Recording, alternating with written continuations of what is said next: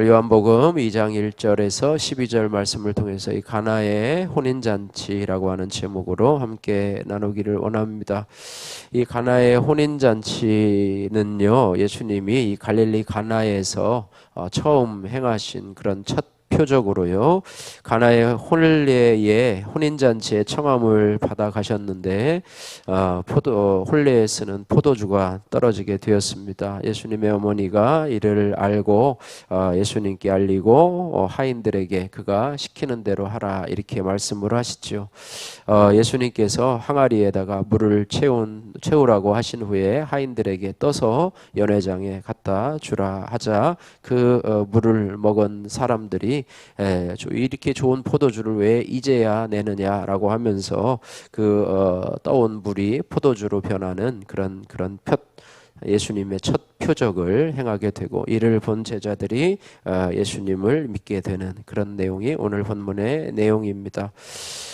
오늘 이 본문의 사건을 통해서요, 하나님께서는 예수님을 통해서 또 우리들에게 교훈하는 그런 내용들이 있습니다. 첫 번째로는 하나님의 아들로서 사명에 순종하시는 예수님의 모습에 대해서 우리가 살펴봐야 되는데요. 1절에서 5절 말씀입니다. 오늘 말씀 보면은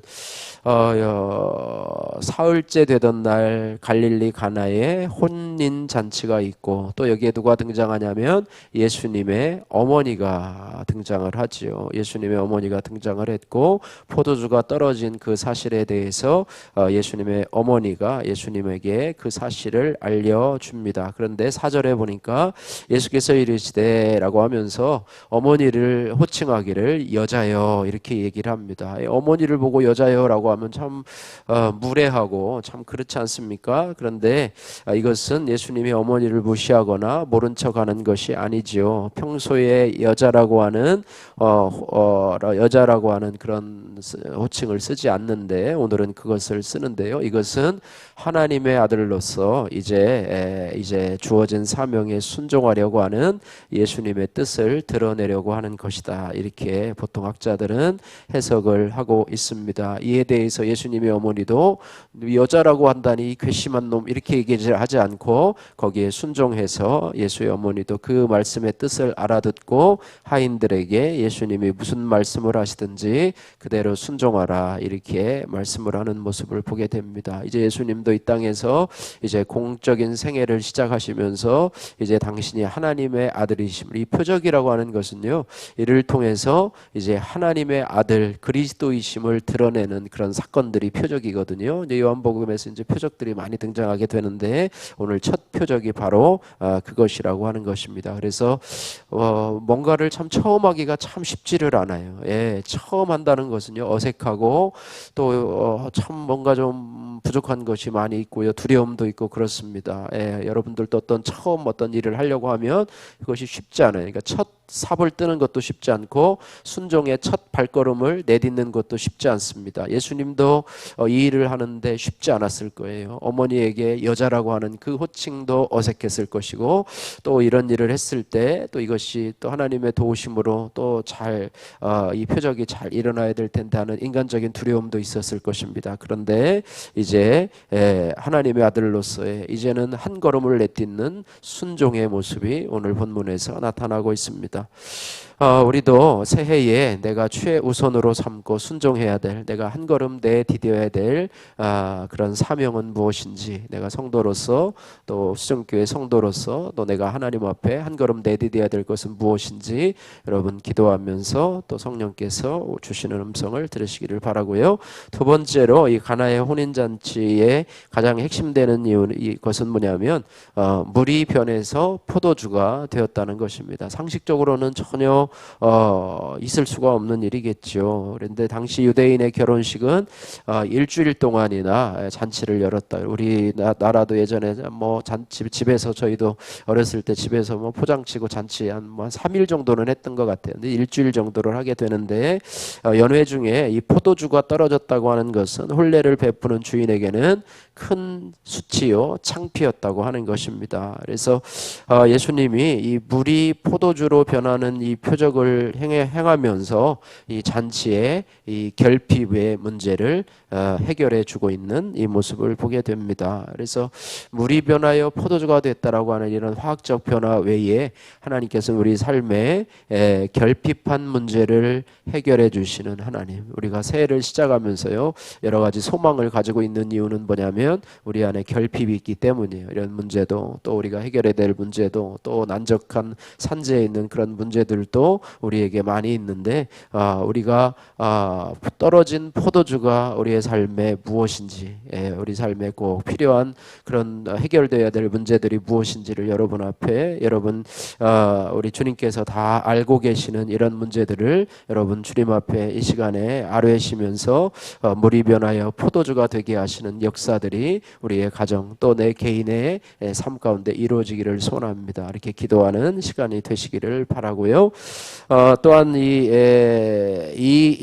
과정은요, 이 과정은 특별히 가나의 혼인잔치의 이 과정은요, 특별히 제자들을 위한 표적이라고 하는 것이에요. 포도주는 여러 가지 복잡한 과정을 거쳐서 만들어집니다. 갑자기 그냥 뚝딱하고 갖다 만들어지는 게 아니라, 포도주를 만드는 과정 아마 TV 같은 데서 뭐 보르도 같은 프랑스의 유명한 지방에 보면 만드는 과정들이 참 복잡하고요. 뭐 포도주를 따서 뭐 즙을 만들고 넣고, 또 숙성하는 과정을 길고 뭐 통에다가 넣어서 뭐 창고에 몇 년 되고, 오래되면 오래될수록 더 좋은 포도주, 비싼 포도주가 되지 않습니까? 그런데 전혀 성분이 다른 물이 짧은 시간 안에 포도주로 변한다는 것은 하나님이자 메시아이신 예수 그리스도의 신적인 능력으로만 설명이 되는 것이죠. 그래서 거기 모이는 모든 사람들이, 아까 보니까 하인들은 그것을 알았더라 그랬잖아요. 거기다 물을 부으라고 그러고 갖다 떠주라 그랬더니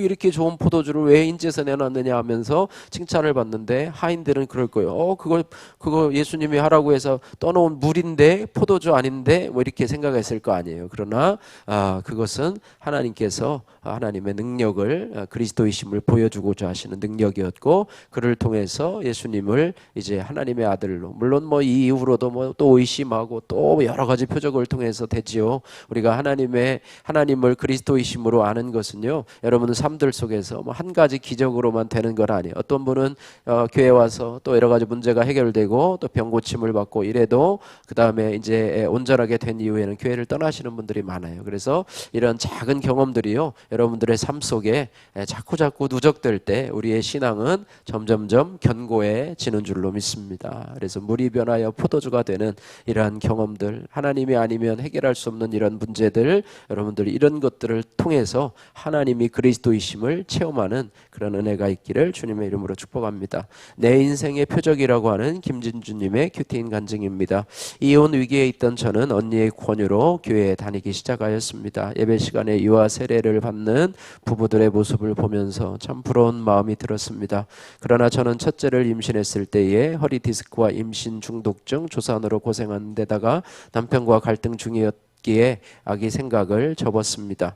그런데 하나님은 뜻밖에도 저희 부부에게 둘째를 허락하셨습니다. 하지만 태아는 기형아 검사 결과 다운 증후군 고위험군이었고 저는 양수 검사 권유를 받았습니다. 친정 식구들은 건강에 좋지 않은 제게 낙태를 권했고 저 역시 힘든 출산의 과정을 버틸 자신이 없어서 낙태 수술을 예약했습니다. 하지만 교회 지체들의 설득과 남편의 반대로 결국 수술을 받지 않았습니다. 그런데 임신 7개월 무렵에 남편은 교회 소그룹에서 중독을 끊고자 성매매업소에 출입한 사실을 고백했습니다. 큰 충격을 받는 저는 베넷 저고리도 준비하지 못한 채 둘째를 출산하며 힘든 시간을 보냈습니다. 이후 저희 부부가 끊임없이 싸우자 소그룹 리더는 제게 정신과 상담을 받아보라고 권면했습니다. 처음에는 화가 났습니다. 하지만 예수님이 말씀하신 대로 항아리에 물을 채우고 떠서 연화장에게 갖다 준 하인들처럼 순종했더니 우울증 진단을 받고 약을 먹으면서 말씀이 들리기 시작했습니다. 이후 공동체에서 양육을 받으며 남편을 무시했던 제 죄가 보여 회개하게 되었고요. 또한 남편을 향한 분노가 사라져 저도 가정도 많이 회복되게 되었습니다. 다운 증후군이 의심되었던 둘째는 그새 유아 세례를 받고 건강하게 자라 올해 8살이 되었습니다. 그동안 제 인생의 목적도 행복에서 거룩으로 바뀌게 되었습니다. 낙태에서 이혼까지 할 뻔한 저를 불쌍히 여겨서 아내와 엄마의 자리를 지키게 하신 하나님께 하나님께 감사드립니다. 건강한 아이를 주신 것이 제 인생의 표적입니다. 이 기쁜 일을 가족과 지체들에게 나누고 저의 간증으로 복음을 전하는 사명을 진실이 감당하며 살겠습니다. 적용하기 딸들이 밥 먹을 때 집안일 하지 않고 함께 식사하며 대화를 나누겠습니다. 적용 두 번째, 저와 비슷한 고난으로 힘들어하는 지체들에게 제 간증을 전하며 위로하겠습니다. 바라기는 저와 여러분들에게 오늘 가나의 혼인잔치의 기적들을 오늘의 교훈들을 생각하시면서 오늘 하루도 이 말씀 붙잡고서 첫 발을 내딛어야 될 순종할 것이 무엇인지, 또 불이 변하여 포도주가 될 수 있는 그런 우리 삶의 문제들이 해결될 수 있고, 그로 인해서 하나님의 살아계심을 체험할 수 있는 은혜가 있기를 주님의 이름으로 축복합니다.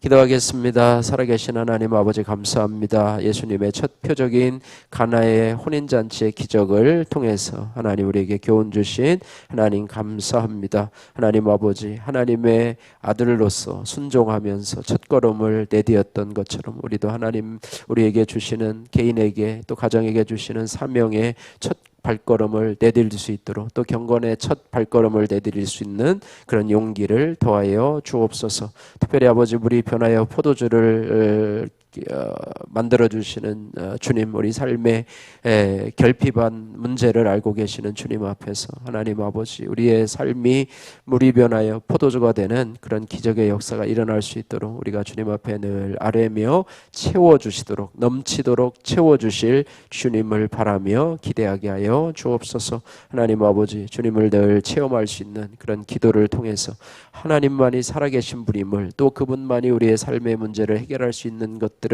늘 체험하며 경험하며 우리의 신앙이 연약해지지 않고 더 강해지고 더 믿음이 성장할 수 있는 올 한 해가 될 수 있도록 은혜 베풀어 주옵소서.